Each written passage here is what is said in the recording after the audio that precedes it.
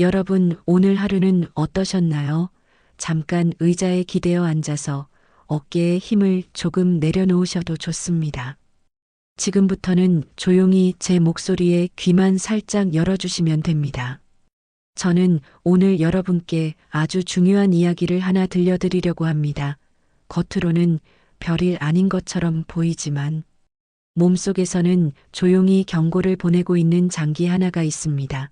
바로 콩팥이라고 불리는 신장입니다. 대부분의 장기는 아프면 금세 느낌이 오지만 이 콩팥은 말이 별로 없습니다.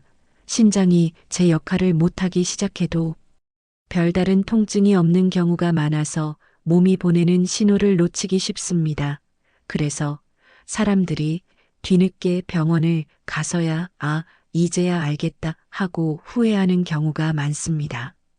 저는 오늘 그 후회를 막아드리고 싶습니다. 혹시 요즘 들어 소변에서 냄새가 유난히 강하게 느껴진 적이 있으신가요? 또는 변기에 소변을 봤는데 희끄무레한 거품이 거슬릴 정도로 올라오는 걸 본 적 있으신가요?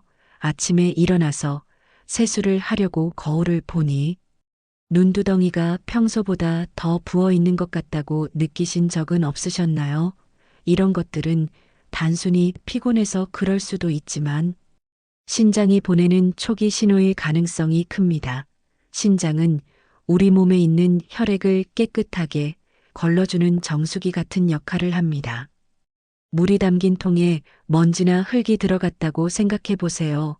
그걸 건져내지 않고 그냥 둔다면 시간이 지날수록 물은 점점 탁해지겠지요. 신장도 마찬가지입니다.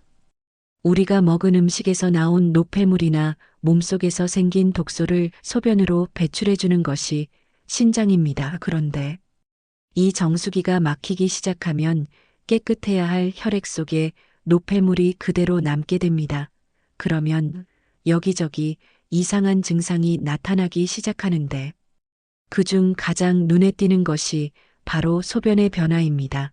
소변에 거품이 많이 생기는 이유는 단백질이 빠져나오기 때문입니다. 원래 단백질은 몸이 꼭 써야 할 귀한 영양소라서 소변으로 거의 빠지지 않습니다.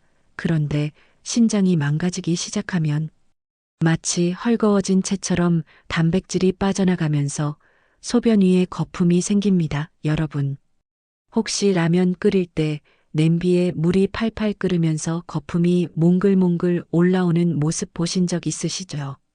신장 문제로 생기는 소변 거품도 그것과 비슷하게 생깁니다. 금세 사라지는 거품은 큰 문제가 아닌 경우가 많지만 소변을 보고 변기물을 내리지 않았는데도 거품이 그대로 남아있다면 그때는 꼭 살펴봐야 합니다. 그리고 소변색도 중요한 신호입니다. 평소보다 지나치게 진하거나 마치 간장색처럼 어둡게 보일 때는 몸에 수분이 부족하거나 신장 기능이 떨어지고 있다는 의미입니다. 더 심하면 소변에 피가 섞이기도 합니다. 콜라처럼 갈색빛이 돌거나 딸기 우유 같은 붉은 기가 느껴진다면 단순한 방광염이 아니라 신장이 보내는 위험 신호일 수도 있습니다. 하지만 많은 분들이 나이 들어서 그런가 보다 하고 넘기곤 합니다. 그 마음 충분히 이해합니다. 병원 가기 귀찮고 괜히 검사 받았다가 무슨 문제라도 나오면 걱정이 더 커지는 건 아닐까 싶으니까요. 하지만 병은 조용할 때 잡아야 합니다. 키가 큰 나무도 처음에는 작은 싹이었듯이 모든 큰 질병도 아주 작은 증상 하나에서 시작됩니다.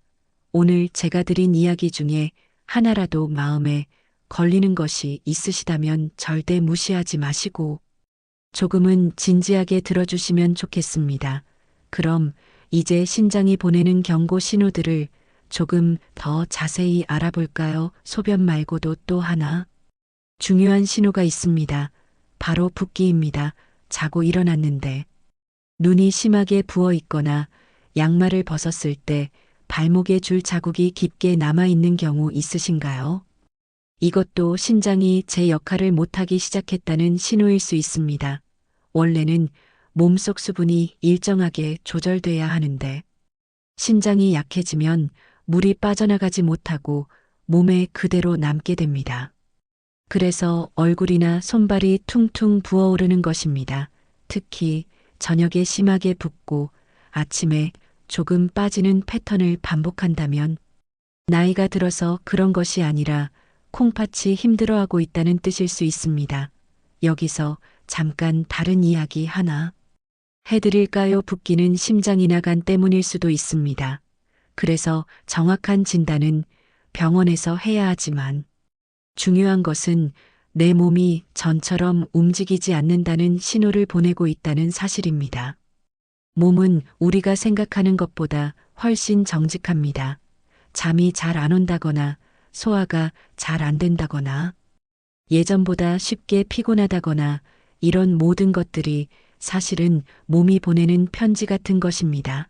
그런데 우리는 그 편지를 펼쳐보지도 않고 그냥 서랍에 넣어둔 채 잊고 지내는 경우가 많습니다. 몸이 주는 작은 신호 하나하나를 귀하게 여기면 큰 병은 충분히 막을 수 있습니다. 저는 여러분이 오늘부터는 자신의 몸에서 들려오는 이야기에 조금 더 귀를 기울이셨으면 좋겠습니다. 그럼 이제 신장이 약해졌을 때 또 어떤 변화가 생기는지 하나 더 알려드리겠습니다. 바로 입에서 이상한 냄새가 날 때입니다. 하루에 2번 양치질을 꼬박꼬박 해도 입에서 금속 냄새가 나거나 텁텁하고 시큼한 맛이 난다면 그것도 몸속에 노폐물이 쌓이고 있다는 신호입니다. 혹시 아침에 일어나서 입안이 끈끈하거나 혀가 하얗게 뒤덮여 있는 느낌이 있으셨나요? 이를 닦아도 쉽게 사라지지 않는다면 신장이 피곤하다는 뜻일 수도 있습니다. 신장은 독소를 소변으로 내보내는 역할을 하는데 그 기능이 떨어지면 독소가 혈액을 타고 온몸을 돌게 됩니다. 그러면 입으로도 냄새가 올라오고 혀에도 그 잔여물이 남게 됩니다. 물론 위장 문제일 수도 있으니 무조건 신장 탓으로 돌리기는 어렵지만 중요한 것은 변화가 생겼다는 사실을 기억하셔야 합니다. 지금까지 신장 기능 이상을 알려주는 대표적인 신호들을 살펴봤습니다. 소변 거품, 소변 색붓기, 입냄새 그리고 이유 없이 계속되는 피로감입니다. 이 5가지 중 2가지 이상이 해당된다면 지금부터는 신장을 살리는 생활 습관을 실천해 보시는 것이 좋습니다. 그럼 여기서 가장 중요한 질문 하나 드릴게요. 신장을 지키는 가장 쉬운 방법은 무엇일까요? 정답은 바로 물입니다. 많은 분들이 하루에 물 10잔, 20잔 마셔야 한다는 이야기를 듣고 억지로 물을 꿀떡꿀떡 들이키시는데 사실 그렇게 갑자기 많이 마시는 것은 몸에 큰 도움이 되지 않습니다.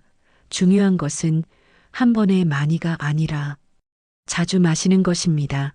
우리 몸은 물을 조금씩 꾸준히 넣어줘야 피가 묽어지고 노폐물이 잘 배출됩니다. 건조한 화분에 한꺼번에 물을 붓는다고 흙 깊숙이까지 스며들지 않듯이 몸도 마찬가지입니다. 아침에 일어나서 1잔, 점심 전에 1잔, 잠자기 전 1잔 이런 식으로 틈틈이 나누어 마시는 것이 좋습니다. 또 하나, 중요한 것은 소금보다 더 무서운 가공식품을 줄이는 것입니다. 햄, 소시지, 치킨, 너겟, 컵라면. 심지어 우리가 흔히 먹는 빵과 과자에도 소금이 정말 많이 들어 있습니다.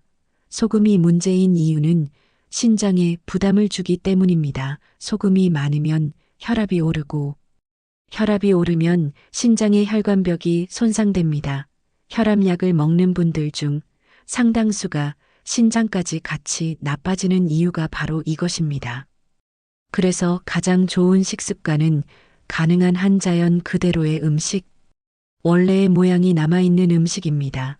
김치를 담글 때도 소금을 줄이고 대신 마지, 생강, 양파 같은 향신 채소를 많이 넣는 것이 좋습니다. 짠맛이 강한 자극적인 맛에 길들여져 있다면 처음에는 밍밍하게 느껴지겠지만 일주일만 참아보십시오. 입이 금세 적응합니다. 아주 신기하게도 혀도 훈련이 됩니다. 그리고 마지막으로 신장을 살리는 운동 하나 알려드릴게요. 이름하여 발목 펌프 운동입니다. 방법은 아주 간단합니다. 의자에 앉아서 발끝을 자기 쪽으로 쭉 당겼다가 다시 앞으로 밀어주는 동작을 반복하는 것입니다. 이때 종아리에 살짝 힘이 들어간다면 제대로 하고 계신 겁니다. 하루에 100번만 해보십시오. 숫자 세기가 귀찮으시다면 TV 볼 때 그냥 발목만 까딱까딱 움직여 보셔도 됩니다. 이 운동은 혈액을 심장 쪽으로 끌어올리는데 큰 도움이 됩니다. 소변이 잘 나오려면 혈액순환이 잘 돼야 합니다. 혈액순환이 좋아지면 신장도 덜 피곤해집니다. 이 세 가지만 실천해도 신장이 한결 편안해집니다. 물 틈틈이 마시기, 가공식품 줄이기, 발목 운동하기, 이 세 가지는 돈도 안 들고 시간도 거의 들지 않지만 효과는 제약회사 의사들도 인정할 정도로 확실합니다. 혹시 지금 말씀드린 내용을 들으시면서 나는 지금까지 내 몸에 너무 무심했던 것은 아닐까 하는 마음이 드셨다면 그 생각 하나면 충분합니다. 깨닫는 순간이 곧 변화가 시작되는 순간입니다. 여러분이 지금부터라도 몸의 편지를 잘 읽고 작은 실천 하나씩만 더해 보신다면 앞으로 오랫동안 내 두 발로 걸어서 시장도 가고 친구들도 만나고 맛있는 것도 먹을 수 있습니다. 저는 그날이 참 오래 이어지기를 진심으로 바랍니다. 혹시 이 방송을 듣고 계신 분들 중에 당뇨나 혈압약을 드시고 계신 분이 있다면 신장은 더더욱 잘 관리해 주셔야 합니다. 왜냐하면 당뇨와 혈압은 신장과 가장 친한 질병이기 때문입니다. 둘은 항상 같이 다닙니다. 그래서 당뇨가 오래되면 신장이 나빠지고 신장이 나빠지면 다시 혈압이 오릅니다. 마치 서로를 끌고 다니는 친구 같지요. 그래서 지금 당장 혈당과 혈압을 완벽하게 잡지 못하더라도 물 마시기와 발목 운동 같은 작은 습관부터 실천하시면 됩니다. 의사가 아니어도 충분히 할 수 있는 방법이라는 것이 중요합니다. 그리고 마지막으로 꼭 드리고 싶은 말이 있습니다. 신장은 조용히 망가지지만 그만큼 조용히 회복되기도 합니다. 몸에게는 생각보다 더 큰 자가 회복 능력이 있습니다. 우리가 잘 먹고 잘 자고 잘 움직이면 몸은 스스로 균형을 맞춰갑니다. 오늘 제가 드린 이야기가 여러분 마음속에 작은 불씨 하나를 남겨드렸으면 좋겠습니다. 그 불씨가 습관이라는 장작을 만나면 어느새 몸이 따뜻하게 데워지고 혈액순환이 좋아지고 얼굴빛도 환해질 것입니다. 여러분의 신장은 지금도 묵묵히 제 일을 하고 있습니다. 매일 피 한 바가지를 걸러내며 여러분의 몸을 지켜주고 있습니다. 그런 신장에게 오늘부터는 수고했다고 고맙다고 말 한마디 건네보세요. 그러면 신장도 분명히 대답할 것입니다. 나도 당신을 오래오래 지켜주고 싶다고요. 지금까지 조용히 귀 기울여 들어주셔서 감사합니다. 이번 이야기가 도움이 되셨다면 구독과 좋아요를 눌러주세요. 다시 한번 감사드립니다.